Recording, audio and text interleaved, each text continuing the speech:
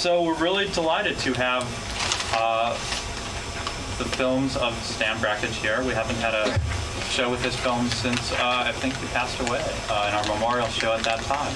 And we're really delighted and honored to have here to introduce the show and to answer questions after.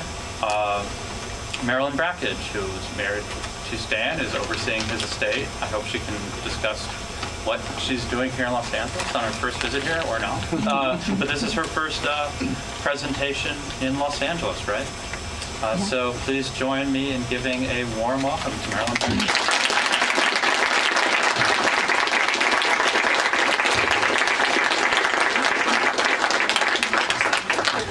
Thank you. Thanks. I'd like to thank Adam Hyman, and also I'd like to thank Mark Toscano as well for helping to organize the show tonight and inviting me to present these films to you.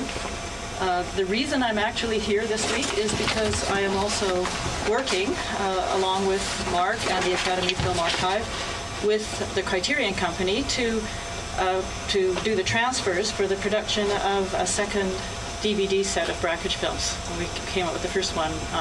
First one came out just shortly after Stan died, about almost 6 years ago now. And so we had to go around a second time because he was so incredibly prolific. Of course, there were a lot of great films that were left out of the first set, so we're coming out with a second set, and I'm really excited about this project. It's going to have 3 discs, 29 titles, a lot of great work, so there will be, it will make it possible for a lot of people to see a lot more of Stan's work. And that's very good, of course. On the other hand, I have to admit that I am, like Stan was, one of those die-hard film purists who think that great as it is to have the DVDs in your home, the proper way to see these films is as projected film prints. So, so that you can see the quality of light, the full range of exposures, the colors, the textures, the graininess, the rhythms of projection in the medium in which they were made. So I'm especially pleased to be able to show them to you in that way tonight, a few of them. These are a few films actually that will be on the set. There will be, as I said, 29. This is 7 titles tonight. And it's especially important, of course, these qualities I just referred to, they're especially crucial to Brakhage films, which, as most of you here know, of course, are all about the nature of light, about thought process, about the beauties and terrors of the perceived phenomenological world, all in a constant state of flux, where that larger world, the individual, human consciousness, and film itself are analogously seen as fleeting and ephemeral, or as Stan once put it, as a weave of light that is forever dissolving. So that's the way to see them, and I'm going to just say a few words, I guess. I don't want to talk for too long and let you have the films your own way, but I'll just introduce briefly some of the titles that we're going to look at tonight, and then, as Adam said, I can take some questions or comments afterwards. I did want to mention that one of the films we'll be looking at tonight is a little film that was recently restored by the Academy, so we'll see a beautiful new print and some of the great work that they're doing to preserve Stan's work. And this film actually took it was made in response to the occasion of a terrifying near crash experience that Stan had on an airplane. And it takes its title from Joseph Conrad. And the story goes, as some of you may have heard the story, that Joseph Conrad apparently was responding to a critic who complained that his stories were too long. And he responded by saying that he could write a story if he wanted to on the back of a matchbook cover, which he did. And he wrote down, he was born, he suffered, he died. And then he gave that to the guy, I guess, and said, ordinarily I prefer to elaborate.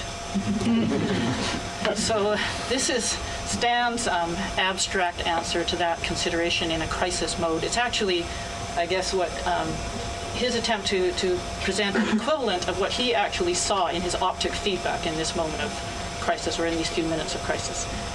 No doubt aesthetically edited afterwards, but that is what it's occasioned by.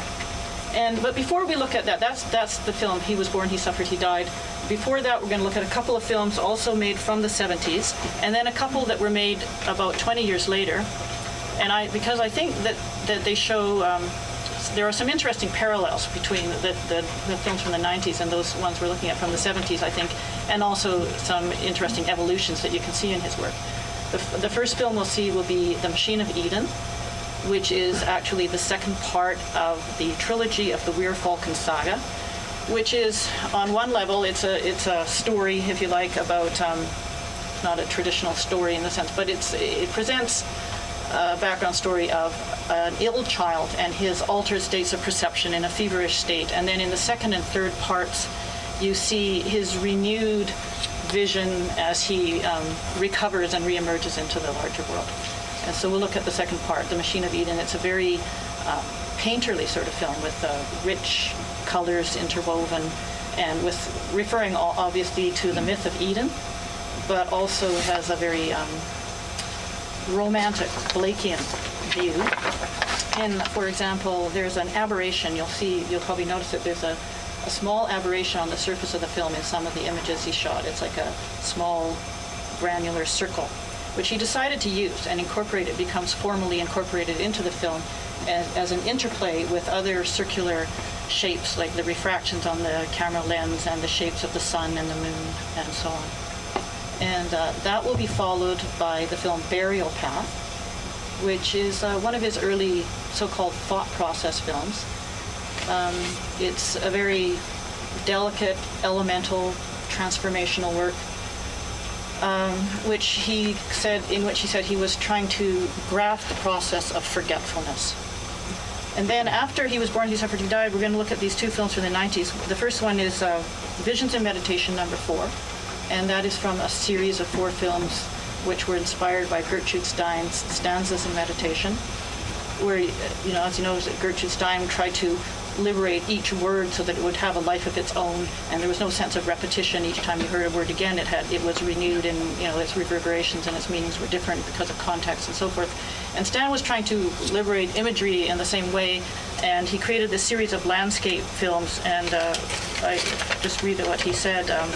His stated goal with these films was to present what he called a democratic landscape, one in which images of earth, water, sky, structures of human creation, and human and animal life might exist in a non-hierarchical equality of presence, a weave of light experienced as rhythms of mind, experienced as rhythms of mind poised in the balance of thought, envisioned as in a dream. And this fourth part,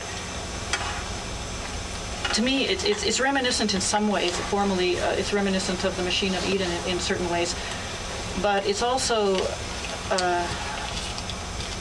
well, you'll see. It's another thing altogether. Also, even though he is presenting this democratic landscape, as he puts it, it also has certain autobiographical energies in it, which he draws on, which you may or may not know or even need to know. But there is, for example, an image of his childhood home, and it is also in part pilgrimage to the shrine of D.H. Lawrence. It's actually subtitled D.H. Lawrence, so partly in homage to him.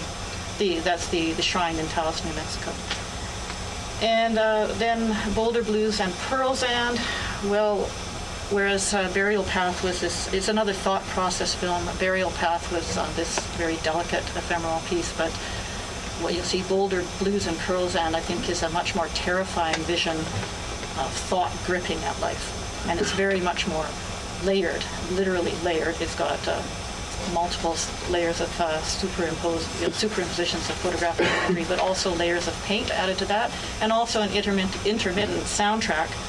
And of course, most of Stan's films, this is the only film on this program tonight that has any sound. Most of his films were intentionally silent, and that is because he did not want the sound to overwhelm the more subtle and delicate complexities of visual rhythm that he was primarily working with.